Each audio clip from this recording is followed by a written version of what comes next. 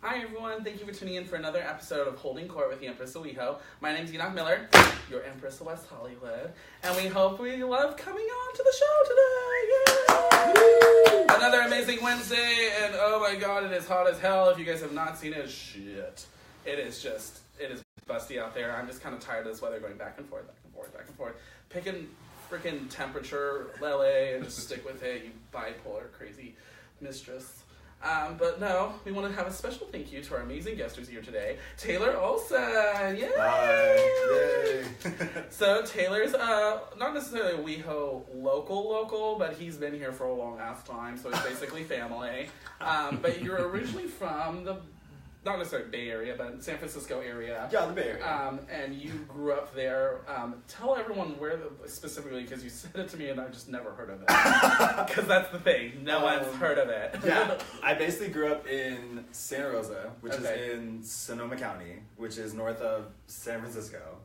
So whenever I tell people like where I'm from, it's like just a long way to finally just say, I'm from San Francisco. Party. Okay, and he's from San Fran. Yeah. And so you grew up there, and then what was the time roughly that you moved from San Francisco down here to LA? When I was about 19, 20, so between 2009 and 2010. Okay. Yeah. And did you move here specifically for music and to do your career, or was there another reason that you moved out here? That was part of the reason. The other part of the reason was I just needed a change. Okay. And like I'd always loved coming down to visit LA, and then I knew being here would make it a lot easier to work on my music and everything, right. So I was like, let's just do it. So just packed up my shit and went. So let's have a little bit of a background of what it was like to grow up in the San Francisco area, because it's, as much as people think California is the same all the way around, it's really quite different from Southern California. So really kind of just give people a general overview of what it's like to live up in San Francisco. I mean, San Francisco is very like, especially like as a gay person, like San Francisco is very open-minded, mm-hmm. like very welcoming. The surrounding areas, not so much. Okay. Like the town that I grew up in, like didn't. It was okay. Okay. I went to a Catholic high school. Oh Jesus. Yeah. Mary, Mother, Church, baby Jesus. Dude. Yes. Like came out like the last like 3 months that I was there, like my senior year. Oh wow. So yeah, you went from being like super kind of like accepted by everybody to like not at all. See, and that's so funny. So you chose to come out, or were you outed? I was outed. Okay, so I was outed too. I was outed by my parents. Who were you outed by? My boyfriend at the time. Oh shit. Yeah. So, he outed me on MySpace, if anyone remembers MySpace. I got outed on MySpace! Yes! I sadly do remember it. And for others who still have it, get rid of it. Get rid of it. It's nasty. And just go to Twitter? I don't know. Whatever people are on nowadays that people like being on. There's so many of them. I don't fucking care anymore. Yeah. So really, was it a lot of a shock to everyone, and were they just completely taken aback, or were a lot of people like, I knew? I mean, it was a little bit of both. Okay. There was like a couple of my friends that were like, I kind of had an idea. There was a lot of people and their parents that were like, not okay with that at all. But, yeah, I learned, I got really tough skin really quickly, and I was just like, I just don't care who has an opinion about it. That's like, good. Then that's what you have to. Yeah. What about your family? What was the reaction from your parents and the rest of your family on it? Mom literally had no reaction. It was just like, okay. My dad took some getting used to, but we didn't really talk about it for like 2 years. Oh wow. And then as I started having like more and more boyfriends, that sounds really bad. She was available. Oh no. But like as he realized it was not a phase, he became more like invested. As he saw the little procession of men that came through Taylor's house and room and bedroom. Yep. And so I think that's kind of good. It's really, so now it is what it is. My family's really cool with it. Awesome. I'm super lucky to have them. Literally all my cousins, aunts, uncles. I have this huge, massive family. So I didn't even really like have to come out to all of them, because they're all gossipers anyway. So I just picked like the correct like 5, and then everyone knew. Spread. Yeah, that's usually what happens. Yeah, and that's the best thing to do, because you just let the network happen. Yeah. And so, so you've kind of gotten this through San Francisco and the kind of the upbringing there, what really inspired you to do music and to get on board with doing either writing and performing and producing? Kind of what got you started with all of it? I think my mom, actually. Okay. She would always sing to me when I was like a little kid, and then I don't know if this was her way to like distract me, but she always used to put on like music videos every morning, like while she was getting ready for work, and then my eyes were just like glued, and I wouldn't move, or I would just start dancing, like if it was a Michael Jackson or a Janet Jackson video, like I was like doing midget sized your little routines with it. Yeah. So like I was always surrounded by music. My mom loved like soul music and R&B, and it was always playing in our house, so I kind of grew up on that genre. Okay. And she would always sing it in the car when she would drive me and my friends to like school loudly. Did you start out doing just music straight up, or did you do like musical theater or anything like choir? I actually started with piano because I was too nervous to like sing. All right. And I always felt like whenever I was singing, my mom was judging me. Like, parents judge you? Never. But she would always like stop whatever she was doing. The minute I felt like semi-comfortable singing and I thought no one was listening, she would like, dishes would be dropped into the sink. She'd be like, do it again. Like, no, I'm good. I'm gonna go home and hide and like be under my bed. That's really good. I mean, but honestly, that makes sense with parents because they're always like, they're really happy for you, but then they want you to do your best, which means work your ass off until I make you a star so I can reap the benefit. Yeah. Child prodigy, what? No. Yeah. So piano is really your outlet, and then what kind of progressed that into actually being comfortable enough to do music? As I got into high school, there was a lot of, I didn't really like the outlets that I had to express myself creatively. It was just pretty much just sports. And then I realized like there was a band that played at most school rallies. Oh, cool. And then I was taking a guitar class at the time, and the guitar teacher asked me to sing one of the songs that I was learning on the guitar, so I did that. And then he got me into like singing at the rallies. And like when I realized I didn't suck, then I was like, this sounds, I mean, like I'd always written like poems and like tried to express myself that way. Okay. And yeah, that kind of just all started to click. Okay. So like, it kind of progressed eventually to where it just fell into place with all of it. Yeah, I was like, okay, this is something that I think I need to be doing. Okay. And then... So where was your initial inspirations for music? I mean, I know you mentioned Janet Jackson and Michael. Mm-hmm. Was there anyone else that really stood out in your progression through all this that was like, oh my God, I look to them as musical inspiration? Yeah, because I think most artists that you ask that question to are gonna say like Michael Jackson or Janet Jackson, right? Like, or at least from like our era. I mean, they shaped that industry, period. I mean, you don't have anything past the 80s that wasn't affected by some of those people, like Cher, Madonna, Jacksons. I mean, all of that, which makes sense. Yeah. But for your demographic and the hip hop, pop, and somewhat rap industry, I mean, because you touch on it a little bit, what would you say are your inspirations immediately from there? There's a wide range of inspirations. Like, who pops to your head? Like your top two? Very different ones, but like Britney Spears and Snoop Dogg. Okay. Like, I just loved like Snoop's style of rapping, and he always evolved. Oh yeah. Like, he always was able to pull from other genres. Mm-hmm. Like, even the stuff that he does today is like so different from like other rappers. Oh yeah. Like Britney, same thing. Like, it's so cliche as a gay artist to say Britney Spears inspired. No, but I mean, again, Britney is an inspiration across music because she's still relevant. Still relevant. Still has new shit coming out, and it's just you can't knock. I mean, she's loving Britney, but oh my God, girl, dye the blonde so that we don't see it, and so we don't know if that it's true. But for the rest of it, I mean, that girl, knows how to freaking market, network, and do everything else to produce herself. Right. Flawlessly. And Snoop Dogg, I love that you brought him up because he's very, like, smooth throughout everything he does. He is so smooth in how he raps. Yeah. It's so, like, badass. And it's, totally. And like you said, he does pull very nicely and cleanly from other genres. And transitions to those genres, like when he's changing albums or changing like a different side of music, he transitions so smoothly into them. Yeah. Like, I mean, he did an entire reggae album that was still amazing. Exactly, and he's very diverse. I mean, I think the thing that both of them, they hold true to who they are, but they know how to diversify enough to keep themselves relevant. Totally. So that's really, I mean, and again, those are great inspirations to have, and I mean, screw what anyone else thinks. Those are badass artists, and they're still here today, and people still talk about them and listen to their music. So, sorry, not sorry. So you kind of built up this work of like piano, guitar, singing. Yeah.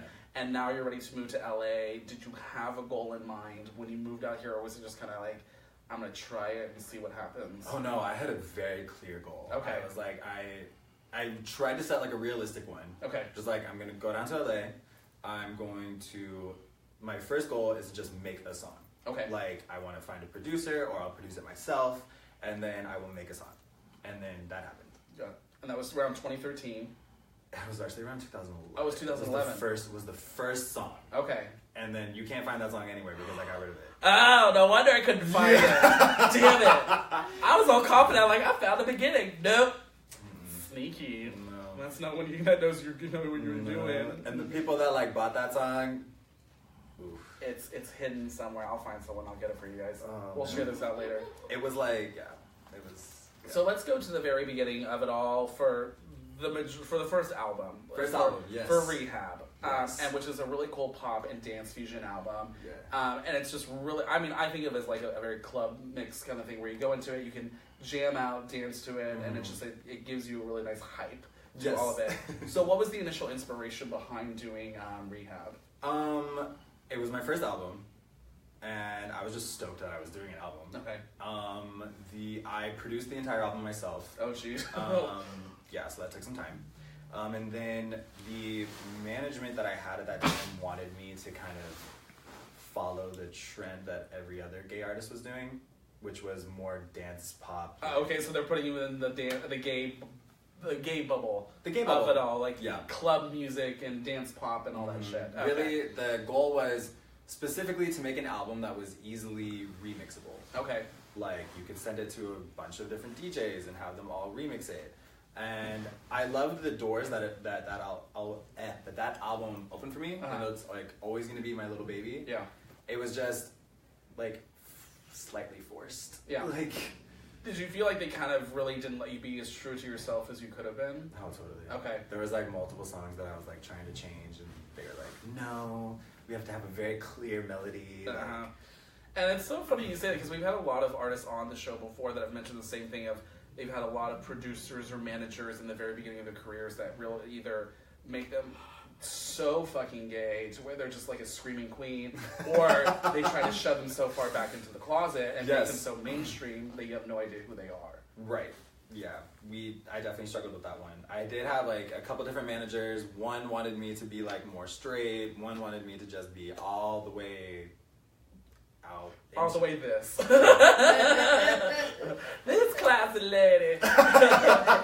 And so, but really the cool thing about what Rehab got you, it kind of opened you up into the West Hollywood scene for Halloween. Yes. And you got to perform there in 2013 as well for the Halloween Festival. Yeah, that was amazing. What was that like? Because I've been, and it's insane.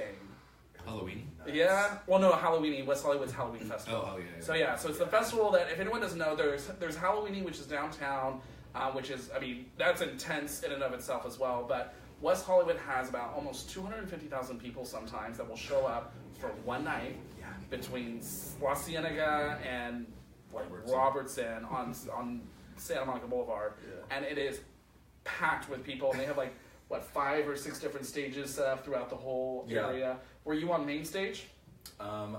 Yes, I was on the main stage, and it was the year that 250,000 people showed up. Yeah, it's packed, and so what was that like? Again, you're fresh off your first album, fresh into being a live performer. What was that experience like for you? Basically my first live performance. Oh, and I was period. Yeah. I was like, okay. Aside from doing it in front of friends in parties, in house parties, this was my first live performance. So I was like, sure, let's just I can do that. I'm gonna dive right into 200,000 people. Party. No problem at all. And I remember they told me that I had to do my set 4 times.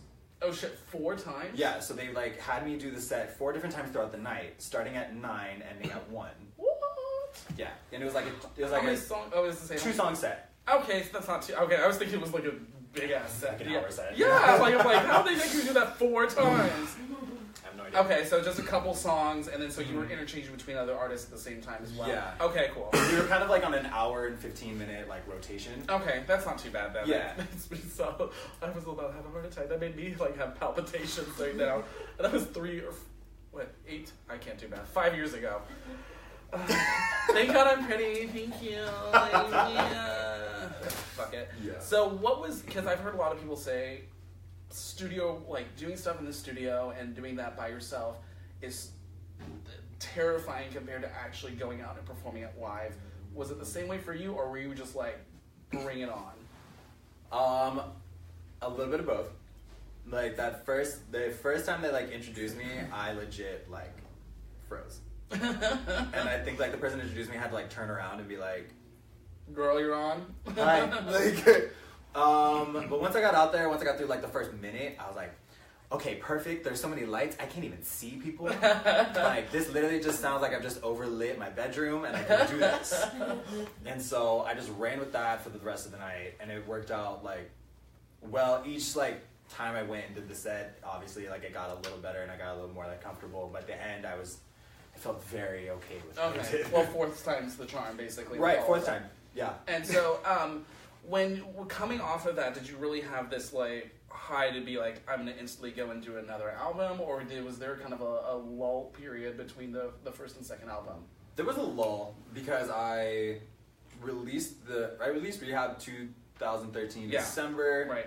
And then Flipside didn't come out until 2015, right? Yeah, and I was like, I just don't want it, because I got rid of my manager. And I was like, I just don't want to do another, like, dance pop album. Like, I love dance, I love pop. Right. But, like, I guess I never got to, like, there was a part of me that was, like, suppressed. Okay. Like, a part of my creativity that I love, like, a genre of music that I love was just very contained. Okay. And so I couldn't do that, so I spent, like, 2014 just kind of, like, I guess just, like, fooling around with different music. That's what his name was. Genres, styles. I've never heard those boys before. That's new. They live in Kansas. Sad thing is they might. But again, you did do a little bit of a drastic switch between them, because it went from, again, very pop and dance to hip hop. Yeah. And it was a very so hip hop is more your style and your comfortable genre to be a part of.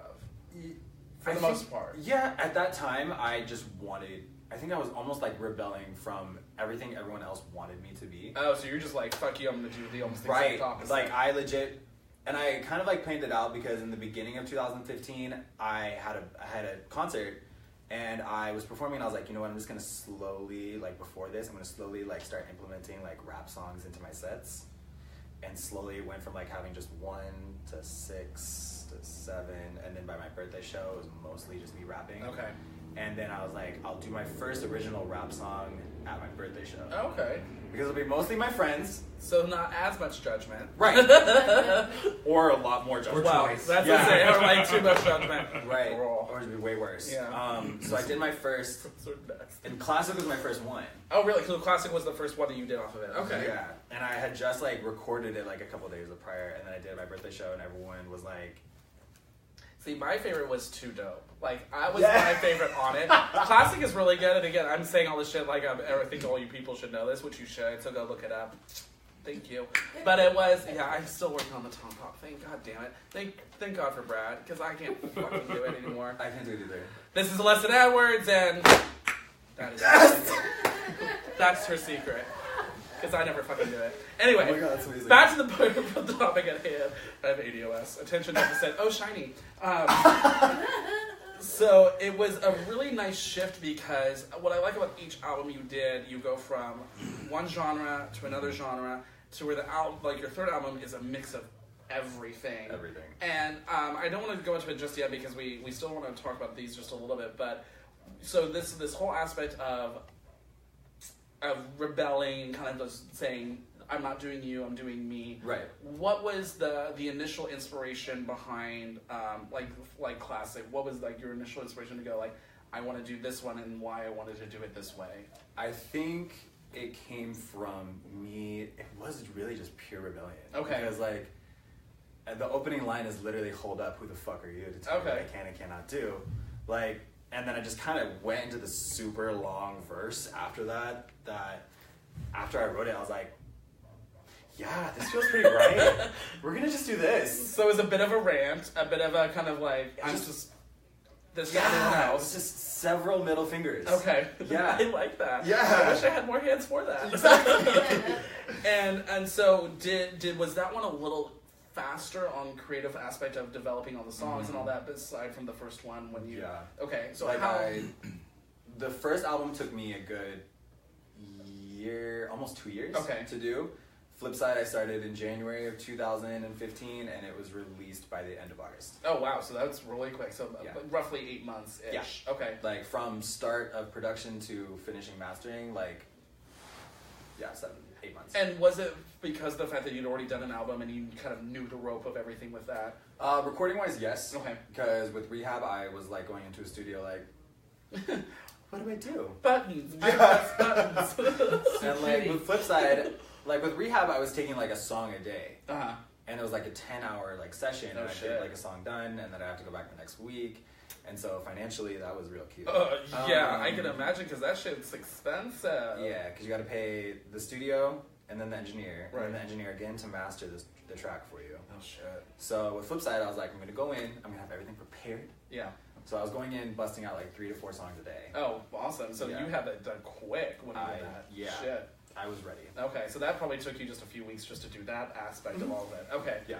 And then, so what was like, you're coming into this with the whole aspect of rebellion and just kind of really just saying, I mean, basically, screw you, I'm doing me. Yeah. Was there an overall theme besides that you had kind of come into it with that was just like, you know, I really want to pull out this message? Or was that the overall message you wanted to convey? I think the overall message that I wanted to convey was that you don't, with Flipside, it's more like, you don't have to limit yourself to any, like, especially as an artist, like, listening to what people tell you you should be doing, like, you can see it in your performances. Yeah, definitely. Like, if someone's being forced to do dance music or to do rap music or to do anything that they don't want to do, you literally see it in their eyes when they're performing that they do not want to be doing this. Right. And you can see it in artists today.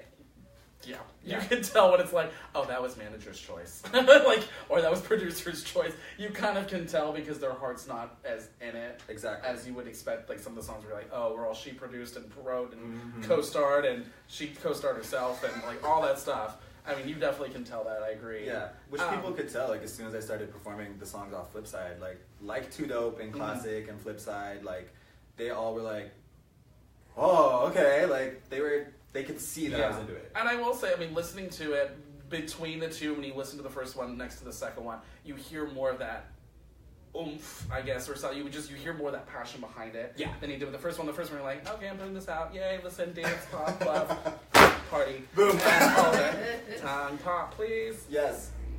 And, but yeah, I can totally see that it was just really that aspect of like, no one can ever limit you and what you do and who you are, which is again very true to this area and this community of who we are in LA. Exactly. Overall. Yes. So we'll kind of branch now into this is my favorite album, and it's the one that just came out in 2017, 2016. October, but mostly 2017 has been like the hardest part of you promoting it out. Yeah. Because every time it's the end of the year, it's like, oh, you kind of know it's there until January, and they're like, oh, I really knew this was here. And you're like, bitch, it's been up here for 3 months. So it's the Black Album, and this is the one that every freaking song you think you're gonna know what's gonna come next, and it don't, because it's so not like drastically in the sense of like it is not the same album. I mean, you can tell this is all part of one album, but every song is so distinct in and of itself. It's really powerful, and I love the message behind each one, and it's really kind of fun.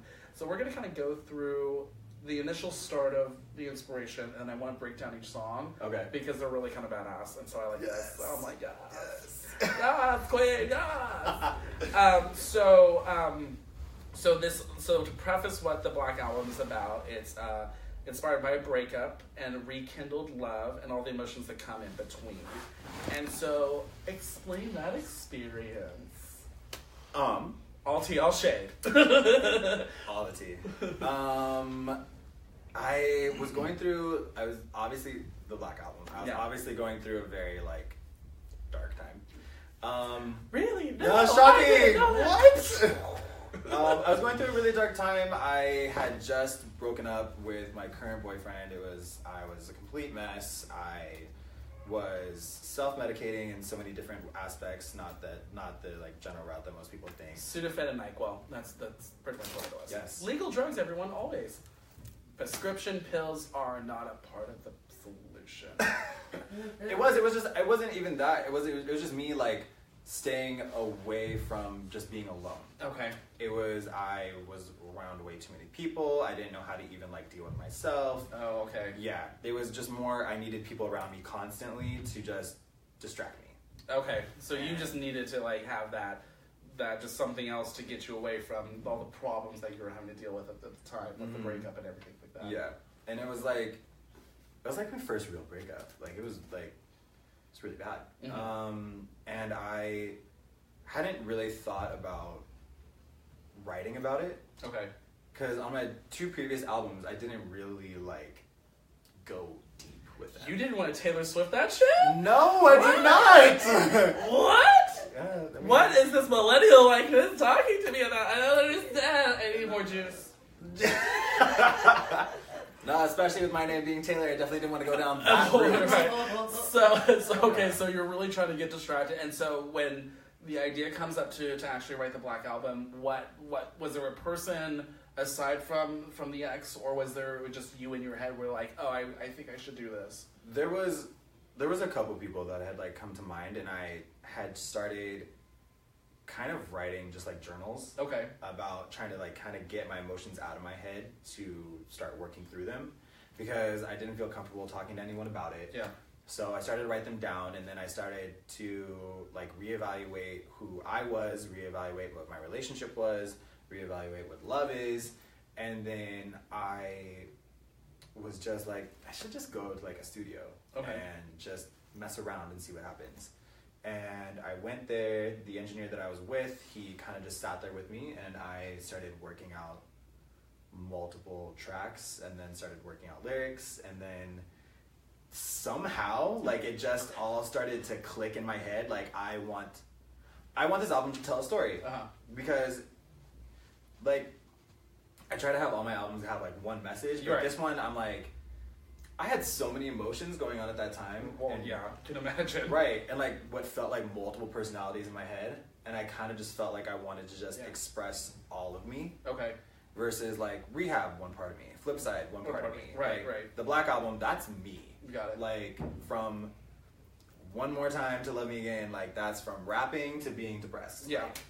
And the great part about it is the fact that it's just it is very raw, and it's very just kind of in your face with everything of just being very blunt. Yeah. And I think that's what I like the most about it. It's just it's very organic, and it feels like there's nothing else added on to it except for what is actually on the words and the music and everything else in between. Right. So so you put this out. How long did this one take you? Because it came out October 2016. Yes. So 2015 you just came out with Flipside. Mm-hmm. So how long roughly in 2016 did this take you to kind of get put together? Oh, so fast. So it was like so fast. I started it in March 2016. Oh shit. It was done by September. And then out in October. Wow. Yeah, that's really quick. Yeah.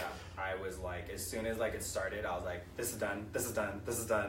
Well, and also it's your third, so I mean, you again on a roll, knowing how all the things work and how to get it out there and just like popping it out. Yeah. So let's start with the very beginning of this, and I really like it, and because I mean, if you guys haven't if you don't understand how impressive this album was, there was a magazine out there called Revolutionary Gay Magazine that called it a sultry pop confection that will take you places, and no magazine says that shit to anyone because they like to fluff it up. No, it is. It's one of these things that takes you in there, and you get dragged on this story of love, hate, sex, denials, blah, people, boys, girls, all of it. Yeah. And it really just drags you through this whole dirty emotion of what it's like to just be in this kind of dark place, and it's really cool. So, number one. So One More Time is kind of a little poppy in the very beginning, so it's very true to your original album on that pop feel, very dancey. What was kind of the inspiration behind that start of it all? One More Time was very actually Rehab and Flipside inspired. Okay. Like, I wanted to take the kind of like dancey beat from Rehab with the rapping from Flipside. Okay. And I wanted to put it in One More Time because nobody kind of thought that I could really keep going at this. And merge that. Yeah. Got it. And like, I had a lot of, at the time when I was starting the Black Album, there was a lot of people that were like, oh, he doesn't even know what kind of sound he wants to do. Like, he's just switching around with all these different genres. After Flipside, I got so much like hate for being not only a white rapper, but a white gay rapper. Like, it was... Wait. I'm pretty sure everyone's seen The Newsroom, and Eminem comes out as gay, so... Thank you. We all knew it. So yeah, he's not the only one. He's the one that's just actually out about it, and everyone knows. Yeah, I am. So why was One More Time number one on that list? I think I wanted like a reintroduction. Okay. Like very like, okay, so let's take all the stuff that I've done, and now let me just amplify it. Got it. And let me remind you of why I'm doing what I'm doing. Gotcha. So it's really just like you said, taking everything together. Hey, here's a reminder of what I've already been doing these last couple of years, and that way you know. This is still me, and that's all that. Okay. Number two. Knew better. And so I kind of get what this might be about because again, listening to it, girl. But this is very straight up hip hop on this one and very like raw on it. So Knew Better. Okay. Knew Better. Share, girl. Knew Better. Knew Better wasn't even about my ex-boyfriend. It was actually about like a guy that I was like kind of sort of dating at the time. And for some reason I would like be with him, and then I wouldn't be with him, and then I would, and then it was just... And that's the thing. You hear this song, and that's the emotion you feel where you're like, oh, girl, like, yeah, fuck. So many people have told me that. Like, whenever I perform that, they're like, oh my god, I felt like just in those 3 minutes, you took me on a roller coaster of like a 6-year relationship. I'm like... And you feel that where you're just like, through like the middle part of it, you're just like, damn, I kind of don't like him now. I kind of do, but I don't. But I do, but I hate him. But I love him. Right. So many of my friends would hear that and they'd be like, oh my god, by like the second chorus, I was like, you need to get out of there. Get out of this relationship. I'm like, oh my god, I'm sorry. I'm sorry about it. But yeah, it was just like having to constantly remind myself, like, you know better than to do this. Like, to just be kind of going around in this circle. Right. Yeah. Well, and it's that roller coaster ride of a relationship where you're just like, you're in a loop, and you know you're in a loop, but you don't know how to get out of the loop. No. And you hear that in this song, and it's pretty awesome, but oh my god, you do. You get a little, like, on the end of your seat with it, which is great. That's what it's supposed to do. Yeah. Okay, so number 3, Brand New. So this fun dance, another, like, dance poppy kind of aspect of it all, of, like, fun and upbeat. So, what was the inspiration behind this one? At that time, a lot of people were talking about certain, like, people that were dating my ex or dating one of my other exes, and it was just, I think, like, a lot of people were just talking. Okay. And... So a lot of noise. A lot of noise, and I was like, okay, well then let me write a song about all the apparent guys that are dating all my exes and how great they are, and let me just prove to them how much better I am. Yeah, because I'm better. Yeah. Yeah, so yes, there is some Taylor Swift in there. Just a little bit, not nearly just a little bit. Not nearly as, like, Blonde Girl Morose, please. It's a lot better than that. Because her rapping debut was... It looked good, as Gia Good says. So this is my favorite one, number 4, Bad For You, featuring Drea, and this is my favorite one. And I'm going to play a little bit from this so you guys can actually hear why this is my favorite. But this one was, this one's fucking dark. And I like that it's fucking dark because it was like, it's really unexpected from the first 3. Yeah. Because you come in this as false, again, it's, the second one kind of pulls you into a little bit like, I want to strangle his ex, but it's, you get over it with number 3 because it's like, oh, I'm happy, I'm new, I'm all better, yay, it's a brand new me. And then this one, kind of pulls you in, and it's really just raw in the aspect of I was bad for you and you were kind of bad for me, and that whole we just weren't good together relationship. And it's really interesting to hear what on your side was the really inspiration behind this one. Oh, there was no inspiration. That was a text I sent to my ex-boyfriend. That was a text? Oh my god! Yeah. So you just said, yeah, I was bad for you, you were bad for me, or you were bad for me? I literally started the text with them staring at an empty bottle of vodka. Like, and then just went into this whole thing. Like, Okay, wait. I'm sorry, I'm not always this shady, but I am. Yeah. I legit, it was literally a text message. And Wow. I had said all that stuff in the song, and I was like, I was clearly drunk. And Not nearly enough because you could remember what you texted. I don't have to remember, just go look at it. I forget what I text all the time. It's called delete. Yes! I need to All learn the how to do time. that. So basically the entire song is this entire text you sent to your ex. Yeah. This is awesome. Okay, I love Yeah. this song so much more now. So I'm going to play a quick little clip from it so you can hear, but it's just like, and then I'll get to the music video in a second because this I have a couple of questions because it makes me confused, which is easy to do. So we're going to do this, and so it kind of comes right into the middle of the chorus with this, so I'm just going to bleed in right now. Oh, shit. I need to turn this on because apparently you can't hear it. Girl, that's what happens when you make me do technology. Shit gets real. Nope. Nope. Nope. There you go. Oh, You're I'm good. on and live. There we go. You will call me. Ended us, but now I'm missing your touch. Always wondering if we're good enough. If it's passionate and toxic, is it still love? Every promise I made to you,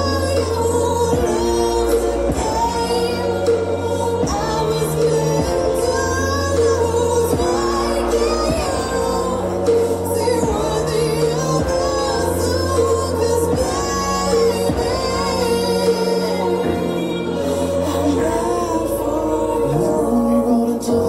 Kissed your face, and now our eyes exposed our souls to the base. Our first kiss was a high we'll always chase. Run into an imaginary place, like two sparks surrounded by neon lights. You and I were just frozen in time, sitting here thinking how I let you down. Wondering when you're gonna say you hate me now. Are we just forever broken by our words left unspoken? And so that is bad for you, and holy shit. And they're great because you hear these words and you're just like, I mean, dreaming about, remembering the first time we kissed and remembering that it was basically it was just like, Yeah. this is Andrea, and she's on the chorus with that, and holy fuck, like having her with you as well, just is this really kind of sexy, like this dark, like you see, I honestly imagine her in this big black flowing dress, standing behind you on a microphone doing na na na, and like just like dancing like that in the background, and it's so raw, and I love it. If you see the video, you can go to his YouTube channel and see it, but question. Answer. There's a girl. Why is a girl? She's hot though. Yes. Can't complain. Got it. WTF. So there was like 5 questions in there. Why the female? Got it. Ooh, I got you there. You thought I said fuck, which I do. But so why the choice of the video to use a girl instead of a boy and that, or is it just cause? I felt like having a girl. Okay. I feel like I don't hide the fact that I'm a gay artist. Well, right. I'm just curious because I mean, again, it works. Yeah. Don't get me wrong, it works. But it was just like I was like kind of like, wait, I've met this boy. This boy is gay as hell. His makeup was more beat than her fucking makeup in the video. By the way. It was my video. Alright, exactly. So, but it was just like, again, it was just like, I mean, this is a really interesting choice, and I was really curious to know why. I thought about it for a while because I was like, I definitely wanted Bad For You to be one of the singles off the album. And when I got the opportunity to shoot the video, I was like, okay, this video clearly has to have a love interest or relationship. Right, no, definitely. And I can choose a guy or I can choose a girl. Because there's a girl singing on the chorus. Right. There's been certain people that have asked me if it was like about like straight relationships that I had been in. And I kind of like thought like, yeah, I'm gonna have a girl because this kind of shit happens in every type of relationship. Gotcha. Like, you can have all these problems, or you can have all these self-doubt, insecurities. Like, it doesn't matter if it's a gay relationship, lesbian, straight, whatever. Like, relationships, like, are... It happens through it all. Yeah. And so you're just trying to keep it as neutral in the sense of this isn't specifically for gay, straight, or like you said, it's for everyone. It's for everyone. Got it. Yeah. And then when my friend Evanice, who is an incredible dancer, I asked her to be in the video, and for some reason we had this really amazing straight chemistry. Oh, it's really badass, and I love, like, because you have some really great parts of it, like when he's like, one part you're sitting in the tub in the water, and then she's on the frosted glass behind dancing, which I loved, which was so cool. And then the other, I'm a sucker for any music video that does this, where it's like they have a guy sitting there, and then the girl comes up with those nails, just come up behind you and just like own your ass. I mean, that to me is just so like artistically beautiful, and so like creepy in a really sexy way. Yeah. And so I love the flow of it all, and it was so like, oh. Yeah, Scott Barrett, who directed the video, came up with that idea. Thank you, Scott. Yeah. Shit, that was, amazeballs. And it was so great how, I mean, you're right, I do like the diversity of all because it relates to everyone, but it was just so raw. Yeah. And it was so out of left field after those first three. Because I'm like, I'm all happy and I'm all like good on this, and now you pull this shit on me. I'm like a little depressed. I'm a little like, God, I feel violated. In a good way. And it was just it was a really nice twist, kind of like smack in the middle of the album. Yeah. Because you go from this one to, I always say Wilden. Wilden. Yeah. Wilden. Throw a little like southern like drawl on it. I can't do twang. Wallen. Wallen. That's what like the little hip hop But thing, that and I was like, and that was a little sultry. Like, it's not quite as like dance or poppy in a way, but it's still like, it's very kind of like hip hoppy, but like in a very smooth criminal kind of way. Yeah. And it was very Michael Jackson inspired. Yeah. Yeah. And so that one I liked the break, but my next favorite was Berserk. Yes! Motherfucking Misty Violet. We love us some Misty. Hi, Misty. Miss Stank.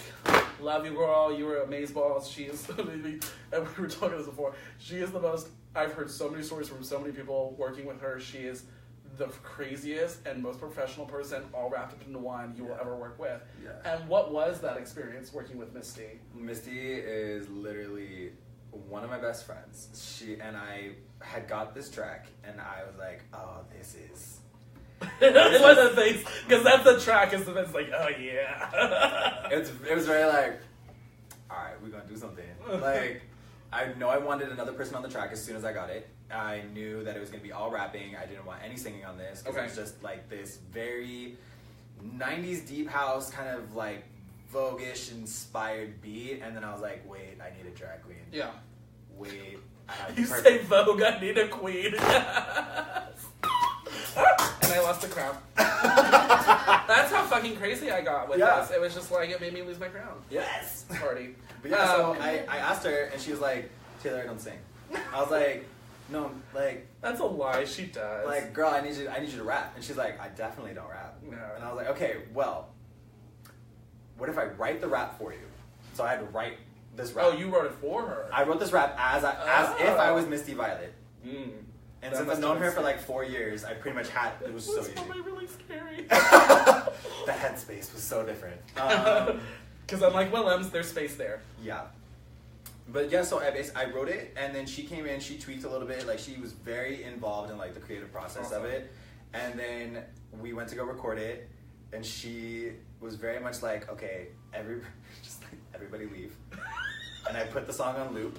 And so she just went in and recorded her verse like 12 times. Oh, wow. And then she came out, she's like, I'm done. Use whatever you think is best, and we'll just go from there. And bye. Yeah. But she killed it. I was like, I was like, okay, I just want to make sure that like everything sounds good, and then we can tweak it a little bit. I was like, no, this is very good. Yeah, and that's the thing too, is like, I've heard her say that she hasn't sang, girl, I have seen you singing at the Abbey, but granted it was 12 or 2 a.m., but still... She can sing. She's not horrible. She can sing. She's decent. She has good timing. She has good inflection. Like, she's not Mariah. I mean, she's not some crazy person that sings like a freaking psycho, but she's good. Yeah. I mean, you don't look at her and go like, ugh. You look at her and go like, ugh, for another reason. Love you, mean it. No, I love her a lot. She's hilarious. She's one of the funniest ones out there. So, and then after that, you had All Night, which is another fun kind of gets you moving. Yeah. Kind of revs up your blood and really gets it going. And then the next one I thought was really cool was Lit. Which is another single you did. Yes. And then you had the video at Revolver. Yes. Also one of my boozers in it, Tyler Booth. Tyler. Boys. And that one was really fun because you really kind of pulled in it was very LGBT just as a whole. And it was like, girls, boys, and kind of this play off of being lit and being like party, and like having fun, and it was a really kind of, especially the video, like I think video adds more energy to it, to the song. Like the song itself is very, but like when you see the video, everyone's just like moving, dancing, popping, yes, and it just makes it that much more lit. I'm going to be doing this all night. I'm sorry. I'm having a fan fetish today. I love it. And then after this, we have Are You That Somebody? Yes. Which this is similar to the one done by Aaliyah. Yeah. It is. Is it that one exactly? It's that one exactly. Okay, because I thought it was, but I wasn't sure. I was like, this sounds really familiar. I think I've heard this before. Have I heard this before? Yes. And I thought it was that, but okay, so it's a cover of that. It's a cover of that. Yeah. How did you get a cover? Because I know those things are so hard to do. So you have to pay rights to do the cover. Okay, and so you did have to pay the rights for it. I had to pay some rights, yeah. And then I produced that cover, and then I literally was just searching like all aspects of the internet to find this one sound. Okay. And it was that baby in the background. Oh, right. That little... Yeah. I can't even do it. I won't even try. Do it. I can't. No. It's horrible. Because the way I was explaining it to people, I was like, I'm not going to do Are You That Somebody unless I can grab that baby sound. Because that's the whole part of it. Yeah. That's the thing everyone knows in that song. Yeah. It's just like, is it my boys or your girl? And you hear that in the background and you're like, yep. That's... Mm-hmm. So... What really wanted you to bring that song into, and actually doing a cover and not doing your own song with it? I had wanted to put a cover on one of my albums. Okay. And I was having the hardest time picking a song. And I was like, fuck it. I'm gonna just go through my shuffle, and whatever song really like screams at me, I'm gonna do it. Okay. And literally the first song was Are You That Somebody? Oh, really? And as soon as that beat hit, like, with Timbaland on it, I was like, yeah,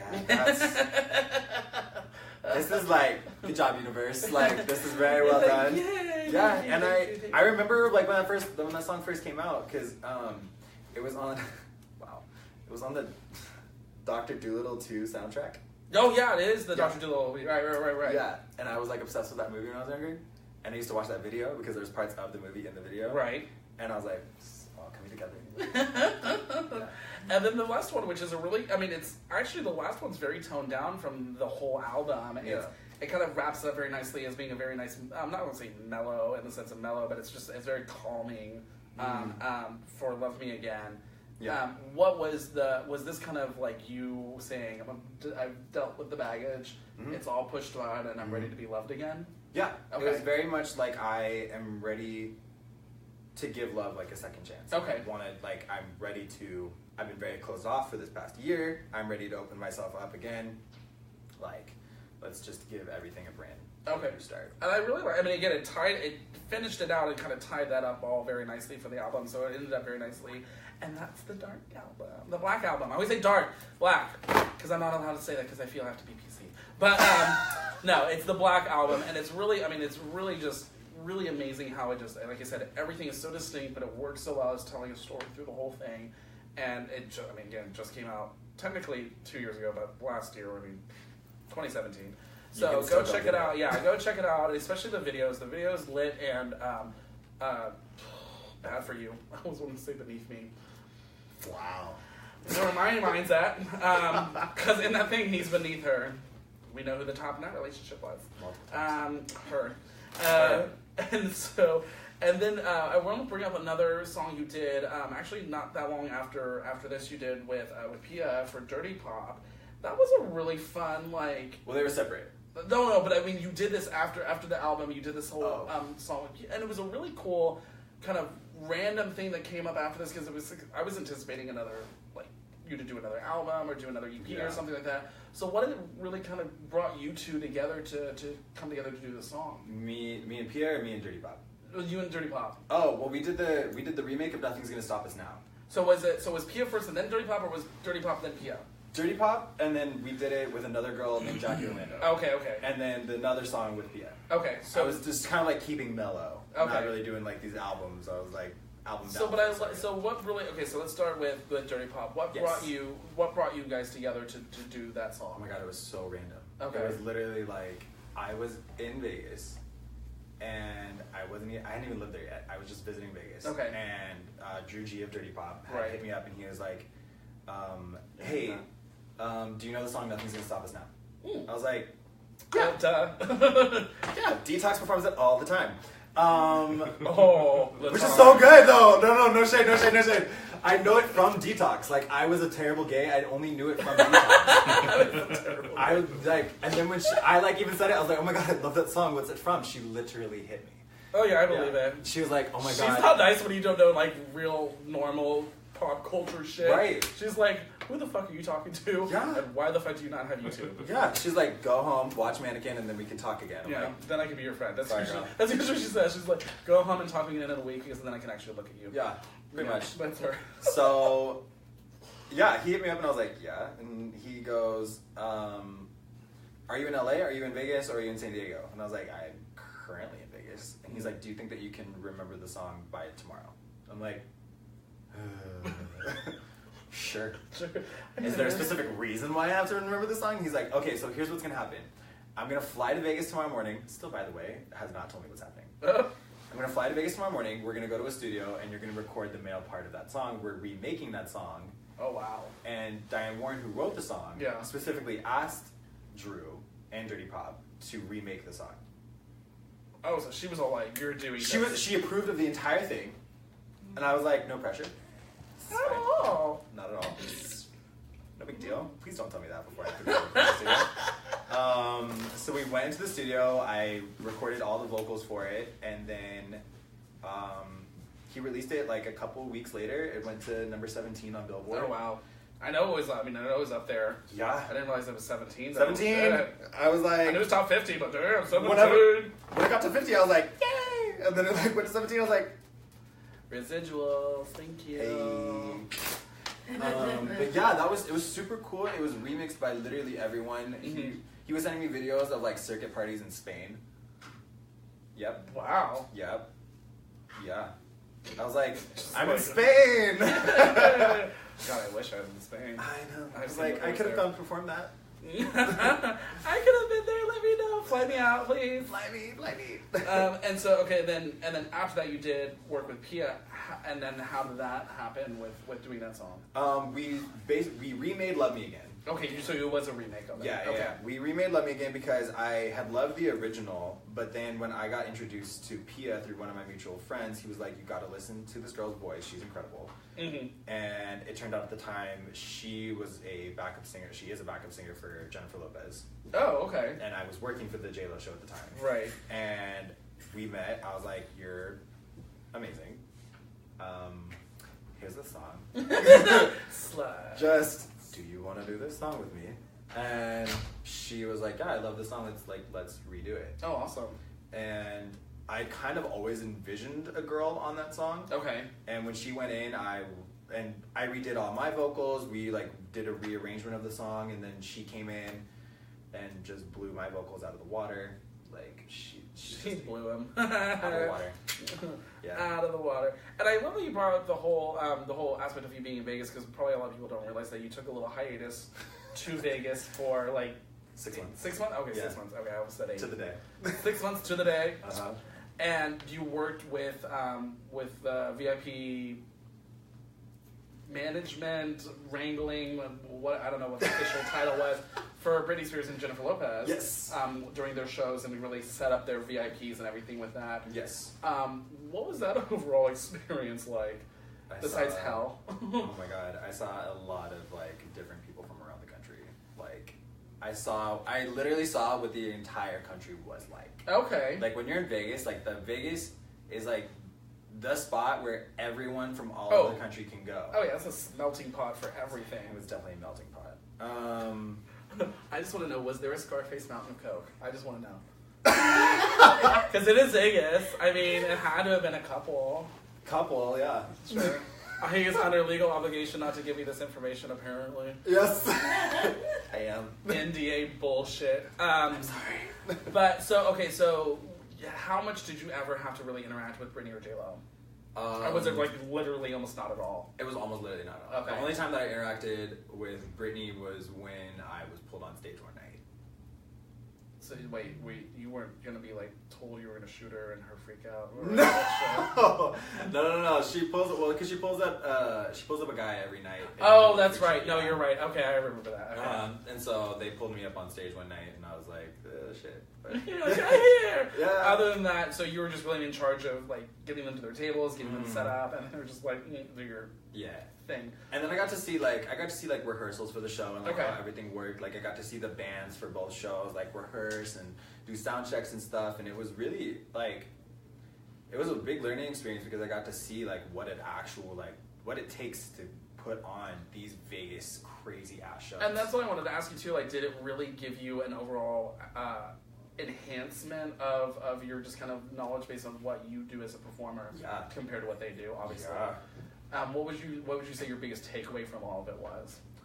How prepared you need to be before you get on stage. Oh, yeah. Especially for Vegas. Especially for Vegas. Yeah. And just how little things make the biggest difference. Mm-hmm. Like prior to Vegas, I hadn't used inner ears whenever I performed. Oh, okay. Which is something that's very recommended when you're performing live. Oh. But some like artists don't use it because they have monitors so that they don't want to like deal with these little things in their ears. But I see them pull it out constantly or put it back in, pull it out, back out. They're flying up behind their back. Mm-hmm. Yeah, actually, because I used it. I had my birthday concert last week, and I used them. And I used them for the first time, and I was like, oh my god, so this is what they deal with. Because it's literally like, it's there, and then you can't hear like yourself, and then you're pulling it out, putting it back in, because you need to make sure you hear it. Well, and I saw your video, I mean, he has a video up that he was singing, and it's just like, I think you were doing the cover for Toxic. Yeah. And you're just like, you're colored in. It was like in and out a couple times, and then if I just see it just out. It's just like, I'm done with it. It was like, fuck it, there's one in the other ear, I don't need this one, we're good. So it's really the preparedness of it all that you really had to learn of like how you deal with it really having all your shit in sets and all that stuff lined up like crazy. Mm-hmm. What is the one thing you thought you would never want to do or ever do again because of it?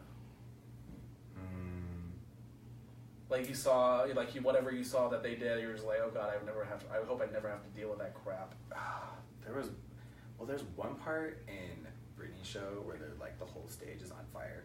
Oh, yeah, that's right. And like as a little kid, I was like, when I like envisioned like my like dream shows, for some reason I'd always put fire in there. Because you're a guy and we love pyro. Yeah, I'm like, just light this shit on fire. Right. And then I saw it in her show, I was like, no. Is that Till the World Ends? Is that what she does? She does it literally in the middle of circus. And she's circus, She's in the middle of like a ring of fire. Oh, no. And then one of the dancers, before she comes out, like, performs like a magic trick that has a ring of fire go around the stage. And there was one night that I was really close to that ring of fire. And I was like, oh, no. So no more pyro. No more pyro. Like, maybe we'll work up to it if I have like insurance. Or just you like become flame resistant or something. Yeah. Like we're just gonna do it with that. Yeah. That sounds terrifying a little bit. Yes. So Taylor, what is one thing you would probably say to anyone starting out in the industry or trying to find themselves in the music industry? What's one piece of advice you could give them to move forward and to maybe find or experience their own personal dream with it all? I think it's to like not let other people dictate what you want to do. Okay. Like, so many artists would say the same thing, where it's like I wasted so much time listening to like someone who was an expert in the industry, right? Like telling me I need to do this or telling me I need to do that, like because like I said in the beginning, like it shows when you are even doing interviews, like for like promo performances, anything, like if you're not into it, like everyone can see it, right? So I would always I always say, like, there's been other people that I've worked with that I've written songs for that are, like, just kind of, like, getting their first EPs and albums together. Yeah. And I'm, like, I can say, like, is this something that you really, like, want to do? Right. Because if it's not, then don't do it. And that's the biggest thing, is, like, if you don't feel like you're up to it, don't push yourself to do something that you're not going to be able to perform or put out. Yeah. So I can totally see that. Ugh, it is not easy to be in the music industry, ladies and gentlemen. It is rough, and if you aren't prepared, you are screwed. Pure and simple. So true. Well, we want to say thank you so much, Taylor, for being on the show today. I mean, it was so amazing to have you and get to experience what you've gone through and really kind of give us an idea of what it looks like to be another part of this music industry, which, again, is tough, so know your shit. I want to do a special thank you to GayLifeLA.com for our amazing producers here, as well as Kings Road Apartment Homes for letting us have this beautiful space you see today, because it's awesome. Tune in next week where we'll have another special guest, potentially our Mariah Paris Balenciaga from RuPaul's Drag Race. Love her. Girl's my fave. And we'll talk to you soon. So thank you, everyone. Bye.